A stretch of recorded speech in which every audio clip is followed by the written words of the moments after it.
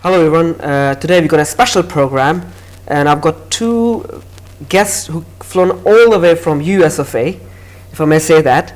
We got Carly Berryhill on my right and Samantha Andre. These two young media students are producing a documentary on the story of Sikhs in the First and the Second World War. First of all, welcome to both of you to our channel. Thank you for having us. On a short notice, I understand. Yes. Barry, you're going back to the US tomorrow. Yes. And I'm very glad that you came here and to share talk about the project, the upcoming project. So let's start with Samantha. Okay. Give us more insight about the project, this documentary about the Sikhs, in the First and Second World War. All right. So Carly and I are here in London right now to make a short documentary on the history of Sikhs in World War I and II. And we were able to do this project through the Sikh Lens Film Festival, which happens at our school every year. And the Sikh Lens asked for us to make the film on the subject of Sikhs in World War I and II. Right. Because it's such an important topic, and there's the centennial of World War I is coming up. So. Yeah. That's brilliant. And you said Sikh Lens is a film festival. Yes. That is in the US, right? Southern California. Southern California. And they've hired you to do this project. Before doing this project, did you know who was Sikhs, or did you know anything about the Sikhs at all? We knew a little because this Sikh Lens Film Festival kind of teamed up with our university. So starts off, we kind of start seeing them all over campus and.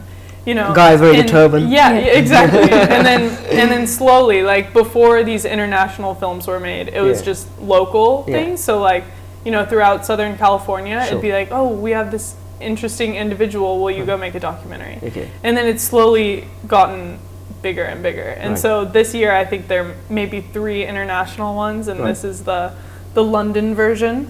But yeah, it was really like, that's how I started learning about the Sikhs. I really knew nothing. Right.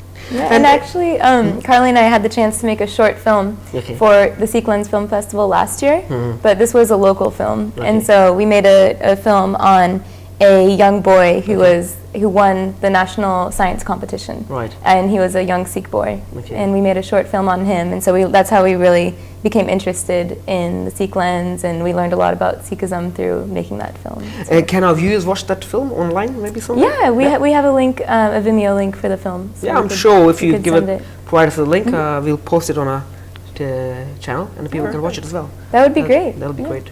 Well, so tell us a bit about filming. So when you came to UK, and how long you've been filming here in the UK? Let's see. I think we came here June 31st. Okay. Neither of us have ever been to London. Right. So just that alone was fun. And really, I mean, from the start, we spent a lot of time in Southall and Hounslow. Basically just, started our producing as soon as we got here, because it's always difficult to, plan your film in a different country. So once we got here, it was just like, meetings, who do you know, and did you have any prior contacts before coming here? Did we have one, two? We had a few contacts. There are some people, but they weren't based in London. And our school put us in touch with them. And then they were helping us, but it was just hard to do a lot of producing, like Carly was saying, from the States, and making phone calls here was difficult. And so we had a few meetings set up once we arrived in London, but then, as Carly said, we were having our notepad, trying to make as many contacts as we could, and the people we met were always really helpful. They said, oh, you have to talk to my friend or my uncle, and so that really helped us. So what have you covered so far as yet? We've pretty much, let's see, we have the history. We've gone to a couple museums, and historians have spoke with us, telling us. And even we've had a lot of access in some of the museums. They really let us take pictures of all of their, old photos, and some places even have video that they're willing to contribute to our film. And then we also have interviews with 3 World War vets. And we heard that there might only be 5 Sikh vets still alive right now. Right. So it was amazing that we got to talk to 3 of them. It was such a privilege. So, yeah, it really was. One of them, we actually got to go into his house, and we spent the whole afternoon with him, interviewing him and his family members. And that was probably one of the most special moments of the trip, was talking to someone who had actually lived and experienced the war firsthand. And it was amazing how sharp he was. He's 94 years old. Wow. Rajinder Dutt is his name, and he's so sharp, and like, it was amazing to see. He's still walking fine. And I can't wait to see the documentary myself. Yeah, great. So did you also get any footage from perhaps from the War Museum or BBC about the old footage of the war? Did you manage to get any of those, or is it going to be incorporated in your documentary? We have one video that we plan on using, and it has a lot of footage in the Royal Pavilion down in Brighton. Right. And so that was really cool. It's like 8mm film, and you just see everyone, because they turned it into a hospital. And so it's just, you're seeing all these people who just, they're just arriving, and like they're getting like surgeries, and their arms are in slings, but everyone's just like, it's this Indian community there, which is really interesting. So we hope to incorporate that. Have you done quite a lot of research about the documentary itself before you came here filming? Yeah, well, it's important definitely to have to know the topic and to research thoroughly before we make the film. So we did do research, but we've also been discovering a lot as we're here, talking to historians and like more first-hand research here. But we did research back in the States as well. And in States, who helped you with the research, especially with the war side of it? I mean, I know in the UK we got quite a lot, big Sikh community in the UK. They were involved because of the Raj time. But in US, I'm assuming that there's not that much information, perhaps, that more people are aware of it. Am I correct in assuming, or? I think that's about right. Yeah. At least as far as Sikhs and their contribution to the British. Yeah. So yeah, I mean, a lot of stuff we learned right off the bat was like the BBC documentaries and things like that. It's like, oh, that's perfectly right down my alley. Because probably that is not much on the US mainstream media or television, like I don't know, maybe CNN or Fox. Probably they don't have that much. Yeah, they really. I mean, or on the Sikhs and no, but that's why we have this film festival at our school, because the founder of the film festival really just wants people to become aware in California of like what Sikhs are and what they stand for, and because a lot of people, I was surprised, a lot of people don't even know what Sikhism is in California. When Carly and I would tell our friends, oh, we're making a festival for the Sikh Film Festival, they would say, what's Sikhism, what is that? And so then it's a chance for us to explain to them what it's about, and raising awareness for that. And so what's the name of your documentary? Well, it's a good question. We've been tossing around a couple ideas. Right. We really haven't picked one yet, though. We haven't decided on our final name. Still suspense. So yes, still suspense. We just finished our production today. Sure. And so once we start the editing, then we'll finalize that name. And the teaser is coming soon out as well. We're gonna have a little 1-minute trailer to get the buzz and everything. So we'll see. And you can visit our Facebook page also, just for more information. We'll have behind the scenes pictures, and we'll keep you updated on that. I'm very keen to watch the teaser because you got me intrigued. I'm sure the viewers would like to watch them, and I'm pretty sure if the film festival and you guys give us the copyright, we'd love to air it, the teaser, as well on our TV channel. Yeah, that would be awesome. That would be an honor. So, how long? Does it take? How long it takes to make this project, the documentary? You think? I mean, from A to start to finish. Oh boy. Any estimates? Well, our documentary has to be completed by the end of November for the Sikh Lens Film Festival. Okay. And we started, if you count our research and our pre-production, we started that in June, and then production was just a week and a half here. And then post will start when we get back until November. Is it just 2 of you or somebody else is involved? It's just the two of us. Okay. Yeah. Shooting and editing and all of that. So, yeah. Small crew? Small crew. That's what we like about documentaries. As long as it's efficient and you got teamwork. We both do everything, so it's fun. That's brilliant. And is it? What are the equipment? Because I'm myself into film and producing. So what equipment are you using from our studio, especially the camera? Oh yeah, we're using a 5D Mark II. Right, for filming. Right. As well as a 7D. Right. So we each have a camera, and then lenses ranging all over. Yeah, and the sound. We've been using the Zoom H4n recorder with the lavalier mic, just the same that you have here in the studio.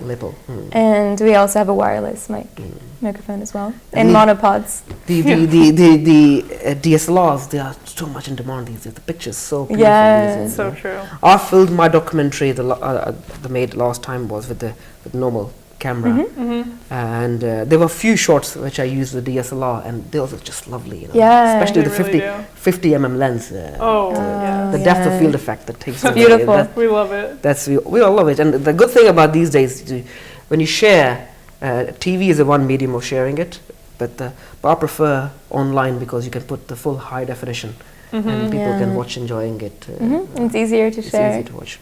Because now everyone watches their TV and everything, their content online. Online is so much easier. It's the best way for people to access it.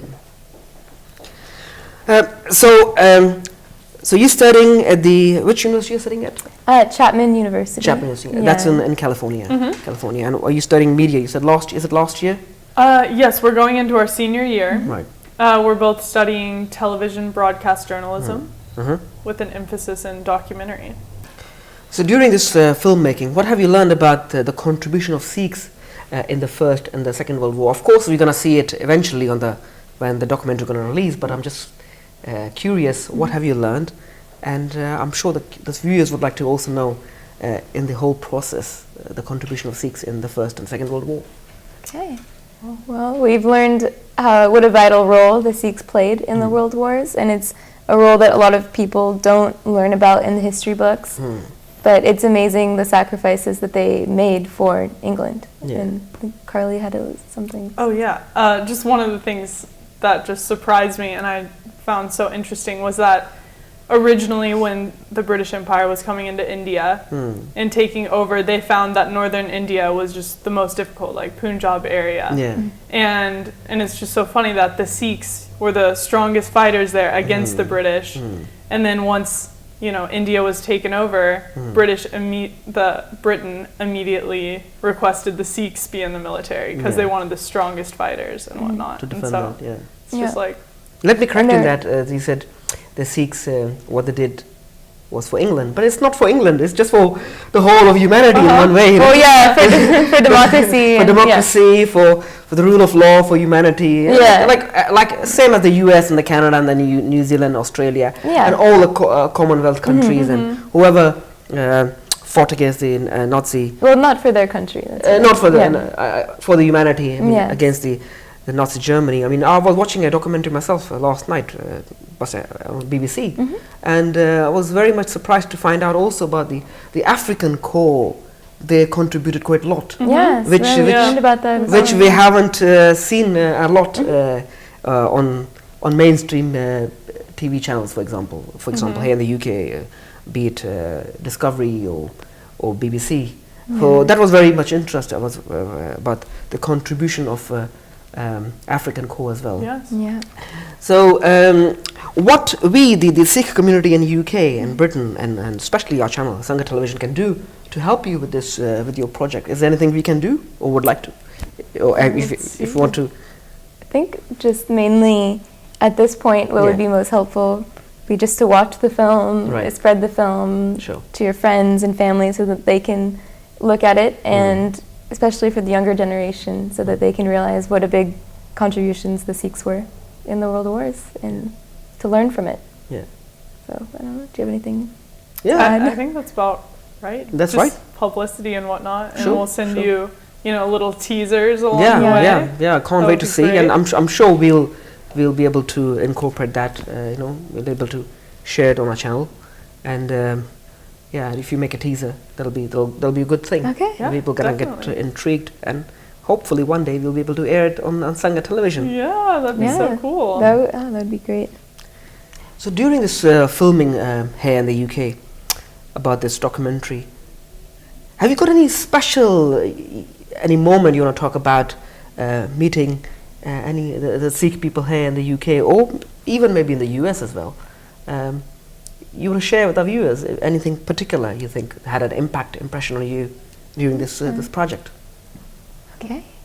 Did you want to say something? Oh, well, one thing I would definitely, right off the bat, that me and Sam both realized is, you know, we're out here, we're in London, low budget, like what are we going to do about food? Okay. We meet the Sikhs, and this whole entire trip we have been well fed. That's really good to know. It's just every house we go to, the gurdwaras, it's just like delicious food, and everyone is so generous and welcoming.